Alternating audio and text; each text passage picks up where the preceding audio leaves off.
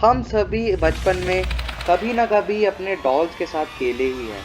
लेकिन गाइस क्या हो अगर यही डॉल हमारे साथ खेलने लग जाए तो। मित्रों, स्वागत है हमारे एक और नए वीडियो में। आज हम बात करने वाले हैं श्रापित डॉल्स की, दुनिया की सबसे कर्स्ड डॉल्स की, जिनका मतलब जिन्होंने क्या क्या नहीं किया है।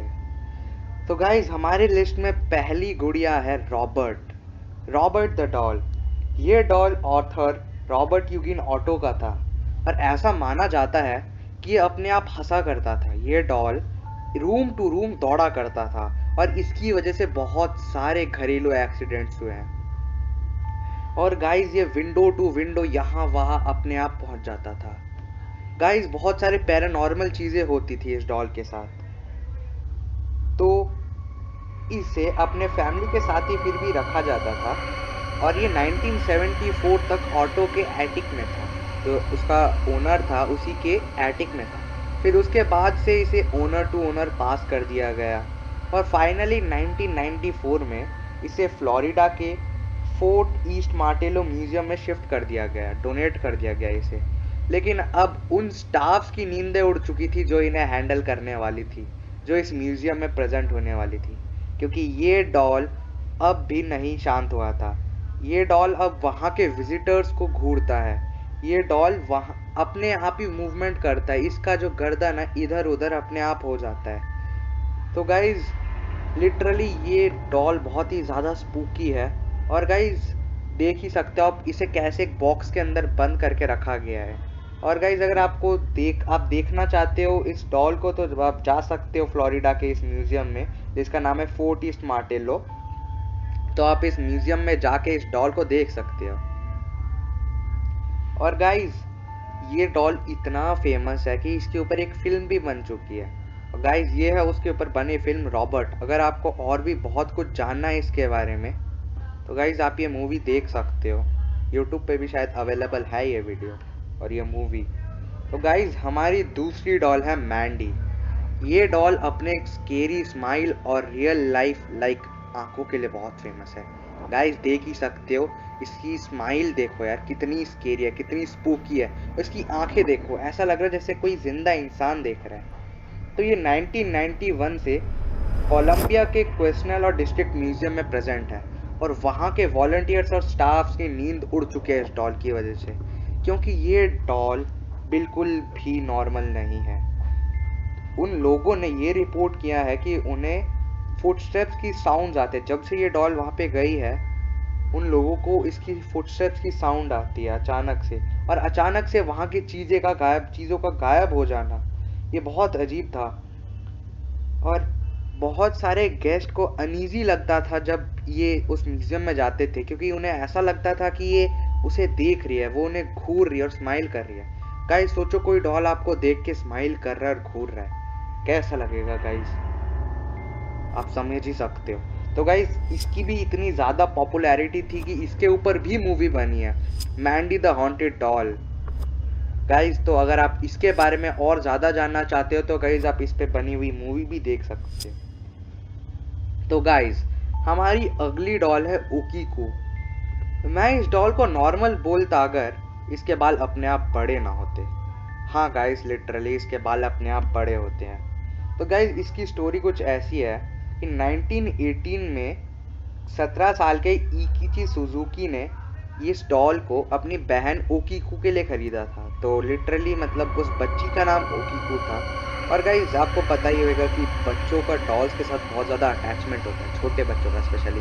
तो उस बच्ची का भी इस डॉल के साथ बहुत ज़्यादा अटैचमेंट था और उस बच्ची ने इस डॉल का नाम ओकीकू रख दिया था अपने ही नाम पे। लेकिन गाइस सैडली 1 साल बाद उस बच्ची की मौत हो गई।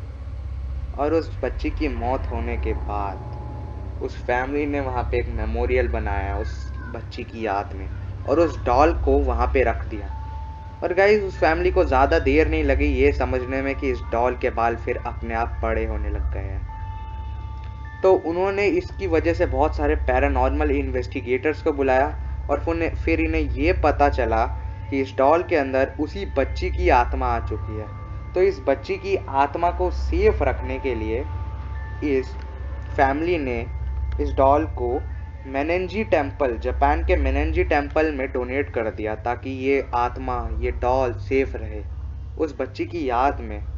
तो गाइज ये इतना ज़्यादा हार्मफुल नहीं है ये डॉल, और ये बहुत ही ज़्यादा अच्छी है डॉल। तो गाइज देख ही सकते हो इसके बाल अपने आप और जो बड़े हुए, और ये ह्यूमन हेयर है, ये साइंटिफिकली प्रूवन है। साइंटिस्ट ने प्रूव कर दिया है कि इसके जो बाल हैं वो ह्यूमन हेयर्स है।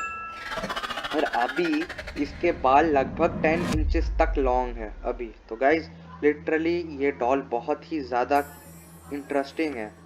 इंटरेस्टिंग, लेकिन भाई सोचो यार, इसके अंदर एक आत्मा है, लेकिन ये एक फ्रेंडली आत्मा है।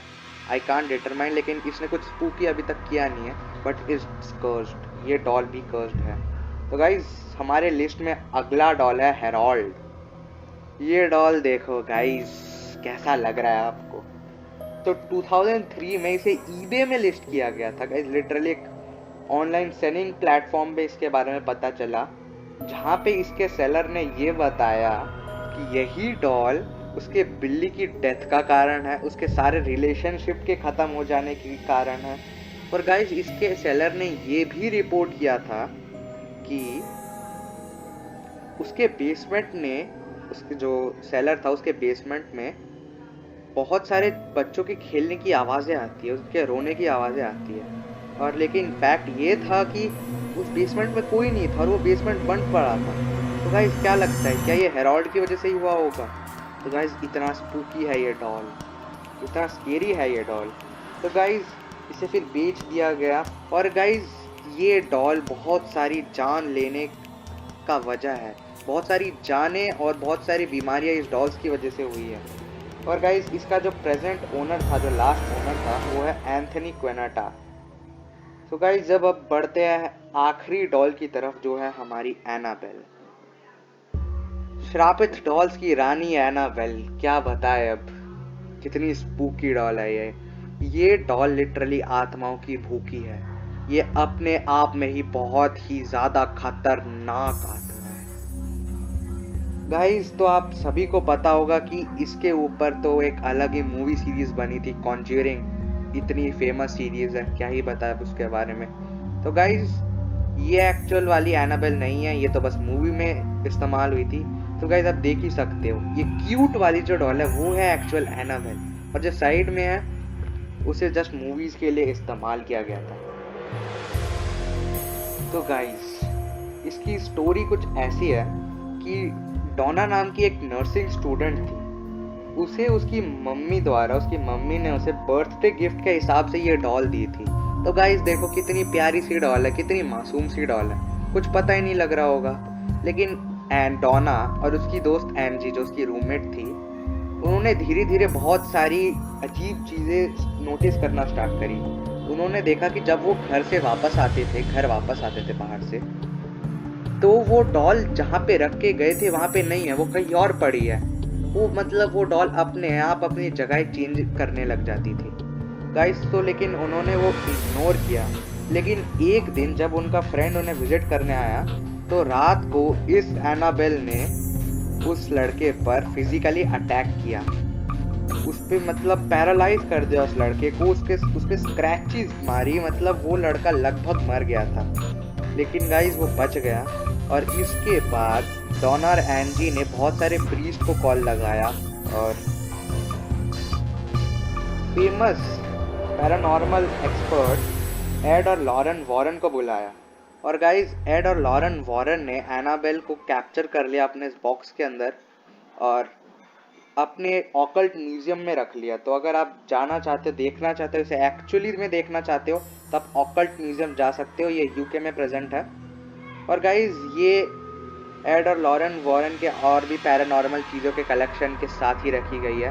और गाइज बॉक्स के सामने सीधा अच्छे से लिखा है, warning positively do not open, क्योंकि जब जब ये बॉक्स खुला है तब तक शैतानी आत्मा वापस आई है। तो गाइज कैसी लगी आपको ये हॉन्टेड हॉरर वीडियो जो मैंने कर्स्ड डॉल्स के ऊपर बनाई है, ये कमेंट कर दो। गाइस मैंने कुछ अलग करने की कोशिश की है, इसलिए गाइस लाइक कर दो। आपको कैसा लगा वीडियो ये कमेंट कर देना। और गाइस जो नए हो वो सब्सक्राइब कर दो, क्योंकि हम और भी ऐसी अच्छी वीडियोस लाते रहेंगे। तो guys thanks for watching this video.